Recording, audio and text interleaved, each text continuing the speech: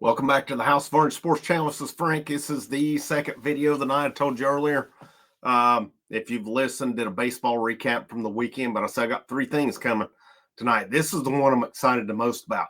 Tennessee basketball and the transfer portal. I've not put anything out on that in a couple of days, but there's definitely some news out there, and it's a potential big week ahead for Tennessee basketball in terms of the portal. And I think we're going to learn a lot more this week. But make sure, before I get into it, make sure you hit the like. If you know anybody that has not, found the channel or listened to it, share it out. Let them check it out, see what they think about it.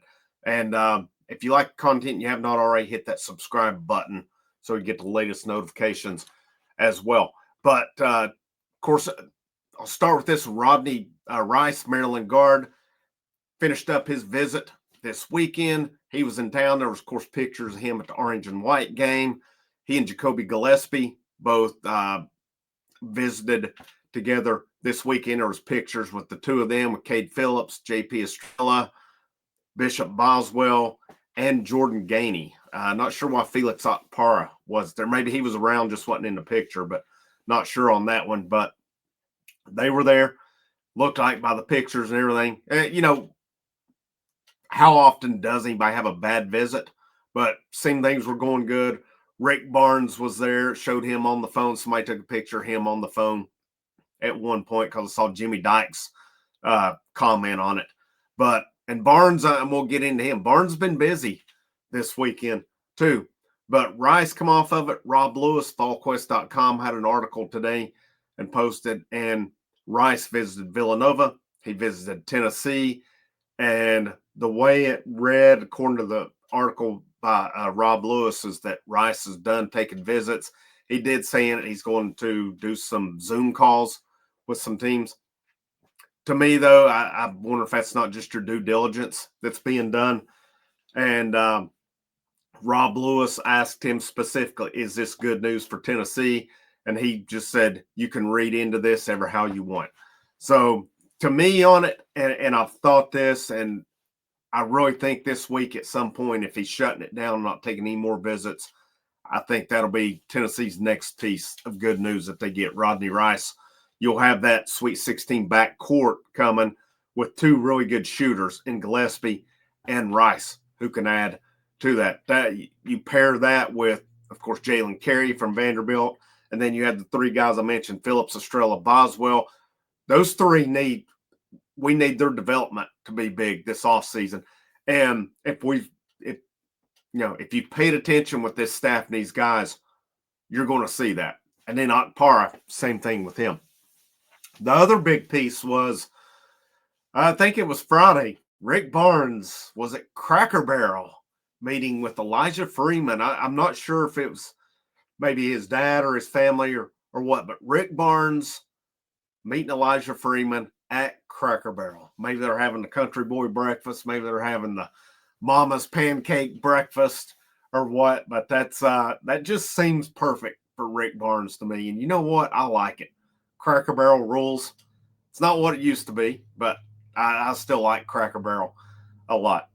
Barnes, Elijah Freeman. Freeman has now visited Indiana. He visited Auburn. He left Auburn undefeated. Grant Ramey, VolQuest.com, posted tonight that Freeman has told the Auburn Live, they're on 3, that he will visit Tennessee this week, and then he hopes to have a decision by next weekend. I'll tell you, man, the fact that he didn't commit with Auburn, met Rick Barnes at Cracker Barrel, and now he's coming on a visit this week. Tennessee's getting the last visit in this as well.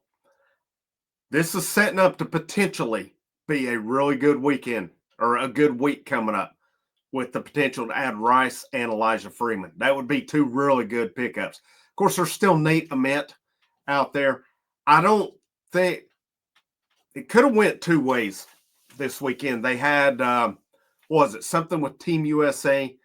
And, the teams mentioned right now, it seems to be Tennessee and Duke. Unfortunately, guys, we got to be realistic about it in terms of the basketball landscape. Most of the time, it's going to be Duke. All right. Well, he goes up here to this Team USA thing, and this is kind of where if you're trying to get a high school guy, especially a high profile one, and they're going to all these events with these guys, and you don't have any representation there, guess who does? Duke. You got the Boozer twins playing up there. Who's Nate Ament spending time with this weekend as well? I think you got to give Tennessee credit for how deep they are in this one. But I'll be honest on it. I've said the whole time, I would expect Duke. I just would. Nothing changes my mind on that. But I say it could go one of two ways. You go up here and you play with the Boozers and you say, yeah, I want to play with these guys. Or maybe you get that guy who's the opposite and says, I want to carve out my own path here. That would be the one thing to me that could work in Tennessee's favor. If Ament is a guy who wants to carve his own path out. But, I don't know. It is what it is. We'll wait and see. I think we'll find out more this week on what he's going to do. I haven't heard anything about an official, date or anything like that for him. So we'll kind of see, where they are. I did see Grant Ramey posted on Friday that a new name to know for Tennessee is Kansas freshman Rakease Passmore. So this is a guy, according to, and it says in the article, On3's Jamie Shaw said that Kansas transfer wing Rakease Passmore is in talks with Tennessee about a possible visit. Says he has visits set at Virginia and Miami. Says that Tennessee and Ole Miss have discussed visit dates. Auburn and Oklahoma have gotten involved as well. And Shaw said that things are starting to move. And, like Jamie Shaw says, in portal recruiting, things can go pretty quick, we've seen. So he's 6'5", 185. Numbers don't blow you away. 0.7 points, 0.6 rebounds, 0.3 assists per game for Kansas in 23 games, 28.6% from the field, 22.2% from the 3-point line. So I would have to look back on this one to see where he rated basically last year, where if he was a freshman. So that would have been I'm going to see if I can find it here where I'm looking at 2024 rankings. Let me use the old Control F here. Let's see if we can get. He ranked 42nd overall. He was at Combine Academy in Florida. Coming in, looks like in the last rankings, he jumped up 10 spots on it as well. The scouting report with him,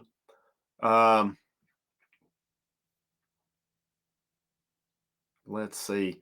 I mean, with the teams lining up for him, there's obviously some talent that's out there. Jamie Shaw said he's a lengthy, highly explosive wing. Got a big 46-inch vertical max. He attacks the rim with, and I quote, bad intentions. The release is high and consistent. Says he needs to develop creating off the bounce and building consistency, getting the ball into his shot pocket off the live dribble. Says he has a high-level work ethic, which is evident by his rapid improvement over a short amount of time. Says there is a massive upside here, and the work is showing to reach his visit ceiling. So that would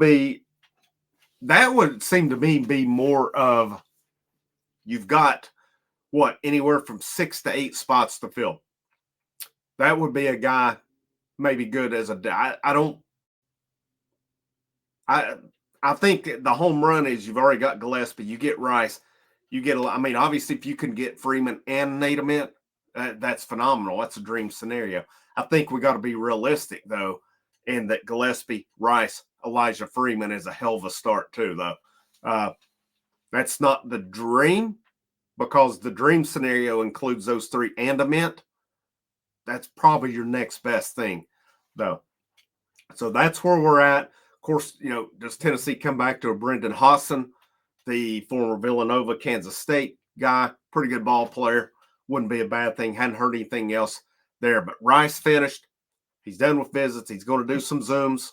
But I think that has to bode well for Tennessee, that he was supposedly maybe going to do more visits, and then he said, I'm done with them. And he tells Rob Lewis, basically make out of that what you want to. And Tennessee getting the last visit with Freeman after meeting Rick Barnes at Cracker Barrel. Cracker Barrel's undefeated, guys. It's just going to happen there. So, but I mean, you're going against Auburn. Auburn just went to a Final Four again. But what we know, Coach Pearl. No matter what I think about him, great coach. But I like Tennessee's chances to roll in both, and I like what they're doing with this program. And I like the fact that all the guys you're getting have offensive game, or all the guys they're going after have solid offensive games. That's been the Achilles heel of this program. Definitely the last 4 years. I mean, there's no doubt about it. That's each one of those rounds that they've gone out, it's been offense that's put them out. But, I'll keep you updated on anything else. I thought those were two pretty big ones, though. So we'll move forward on that. But make sure you hit the like, the share, the subscribe. We got one more coming tonight. Lady Vols got a commitment today out of the portal. I'll discuss that one here in just a few minutes. Recap Tennessee Ole Miss baseball earlier this evening. It's going to be a pretty big week with football portal recruiting coming up too. So I'm going to hit that as much as possible. Hopefully it'll break later in the day so I can get to it as quick as possible. But it's going to be wild and interesting. So hopefully we can get it with especially with quarterback going. But make sure you hit the like, the share, the subscribe. Check out the link in the description. Channel memberships, channel Patreon. As little as $1 a month can really go to help the channel a whole lot. And if you just want to say thanks, super thanks, bottom right-hand corner. Have a great rest of your evening, though, Frank. House of Orange. Last but not least, go Vols.